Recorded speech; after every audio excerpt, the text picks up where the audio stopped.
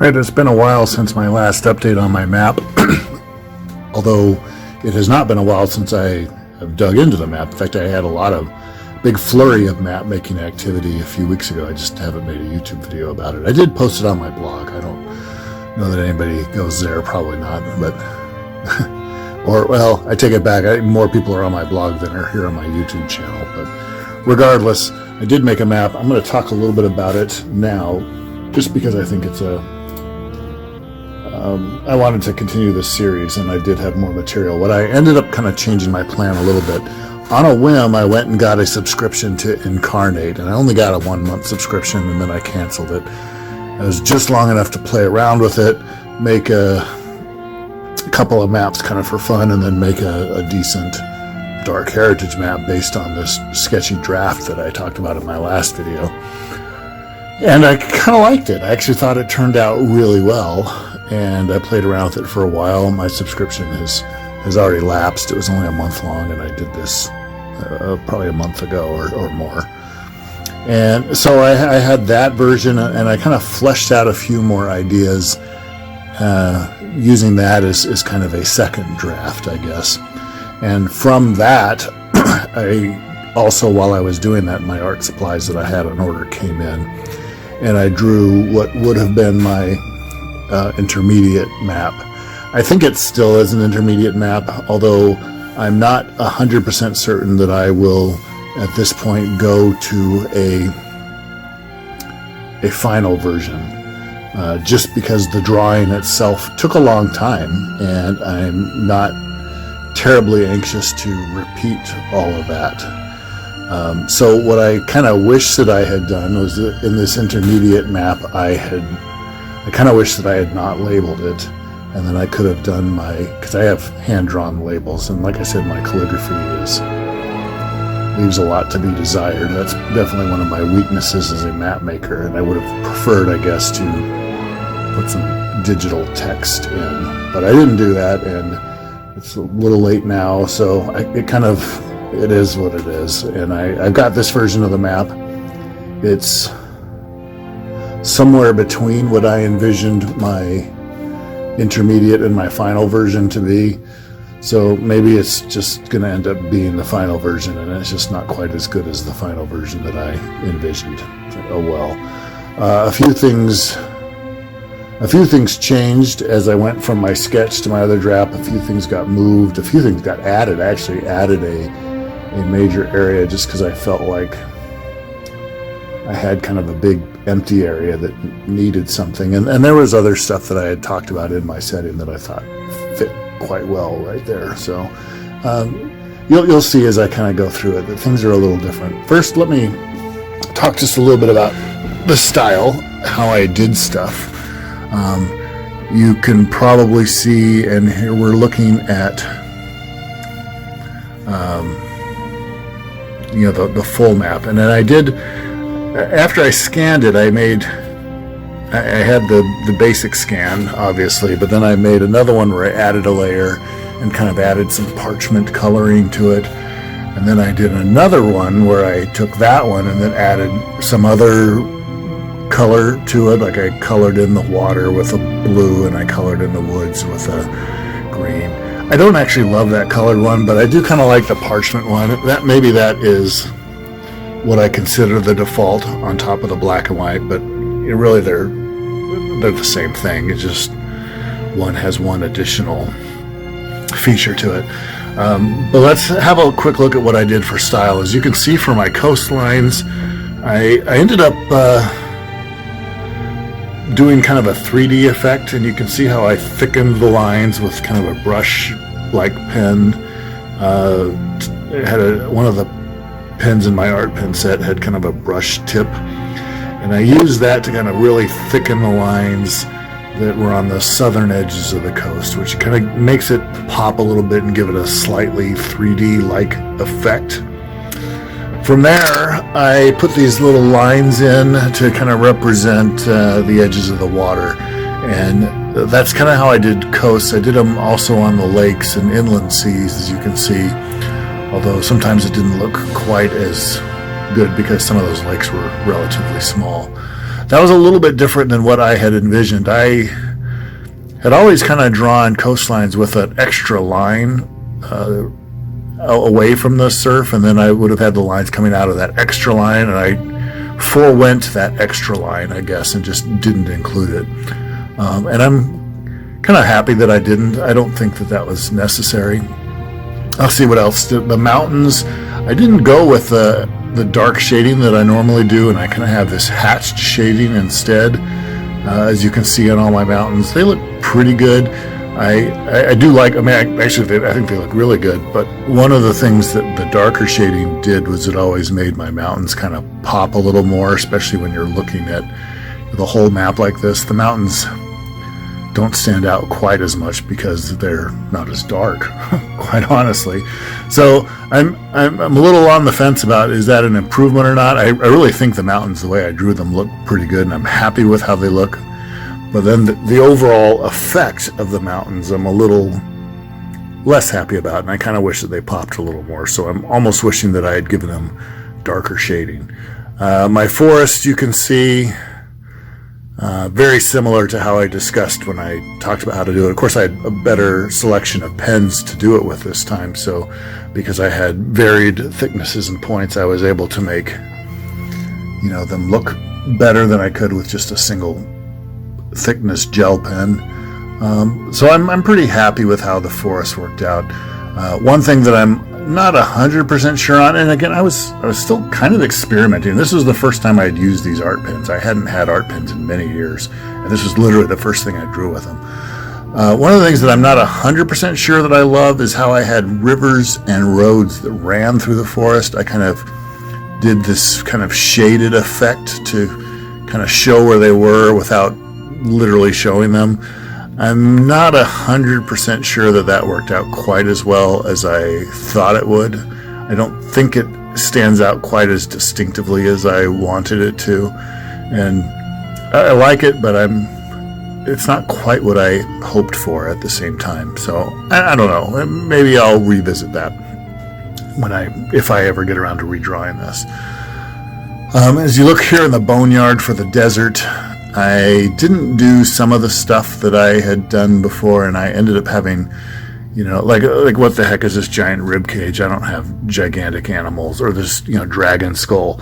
I kind of did that just because I didn't know what else would actually show. I also have these kind of Monument Valley like buttes and mesas, and these weird kind of like Vasquez rocks looking crags and rocks. You look up Vasquez rocks online, you'll see you'll see exactly what I'm talking about and how I drew them. Definitely the boneyard is meant to be kind of the stereotypical southwestern desert. I would imagine the boneyard to look very much like the territory between the Grand Canyon and the Mogollon Rim and Canyonlands National Park, kind of making a triangle with those 3 points. A lot of southern Utah, northern Arizona, northern New Mexico, a bit of Colorado. That kind of territory, that's exactly what I imagine this to be like. Whereas over here in Baal Hamazi, on this weird kind of hammerhead-shaped peninsula, it's meant to be a little different, a little darker, more red, more kind of blacker soil, just kind of a different look. I'm not sure that there's exactly an analog for that in our world right now. Maybe some of the volcanic fields of northern New Mexico are close, or parts of California and Idaho. Maybe that's closer anyway. See, let's go over here to the east. On the other hand, Waychester Karst, labeled really big. It's big peninsula. Waychester's on the end of it.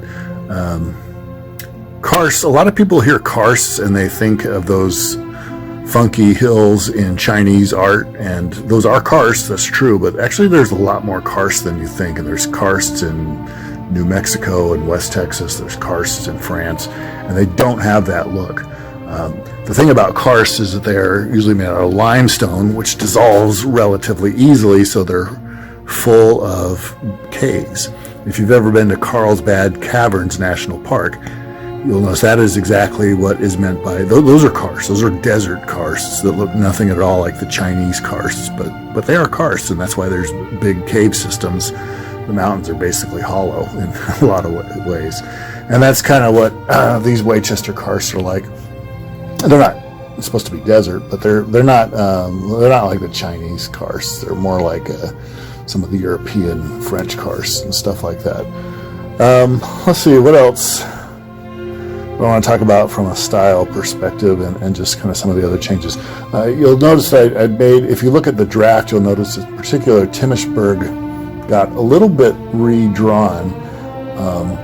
Orlok County was right where the Dracul County label now is on the Hennefeld and the Sign Farms. I don't actually have an Orlok County labeled, but Innsboro and the Orlok Marshes are kind of supposed to be still Orlok County. I just didn't label it. I have a Strix County labeled, an Nosferatu, and a Dracul County. There are more counties. I just didn't label them all because I started running out of room. In fact, in general, I would say this is kind of a busy map, and it has a lot of features on it, especially the Baal Hamazi section and the Timisburg section, because those are shrunk from what were entire maps by themselves. If you look over to the east, also you'll see that the Golden Wolds and the Darkling Sea have grown tremendously in size. Like I said earlier, I kind of felt like a lot of my features were too much of the same size, so I kind of wanted to change it up a little. The biggest single change, and those are all kind of nice changes, I guess, but relatively speaking, were insignificant. The biggest single change was that I felt like the Golden Wolds was this gigantic blank area.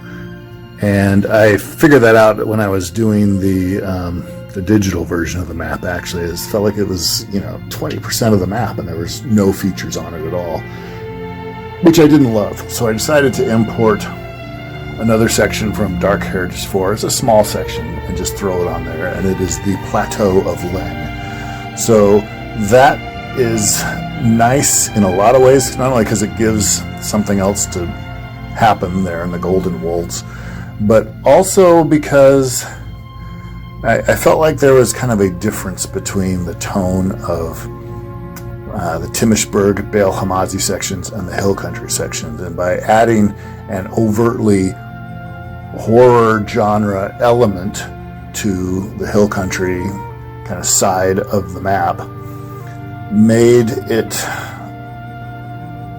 feel like I could make it have kind of more of that same tone throughout the entire area. And so I'm actually quite happy with that change.